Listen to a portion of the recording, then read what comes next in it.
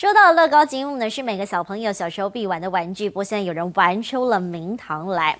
从可爱的玫瑰花到1:1的钢铁人头盔，都可以亲手做得出来，成为台湾版的乐高达人。一块接着一块拼不停，乐高达人高高凭着脑海中勾勒的图案，10分钟不到就堆叠出可爱公仔。OK， 钢铁人现身。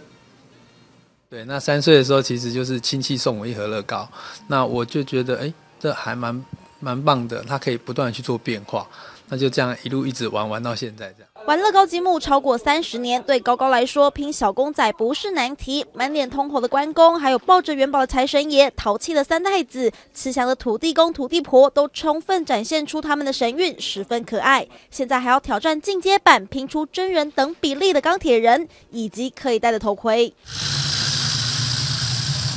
这个是那个史上最小的积木遥控车，对，那我们用那个微型的颗粒，然后加上电动，然后用 iPhone 去控制它。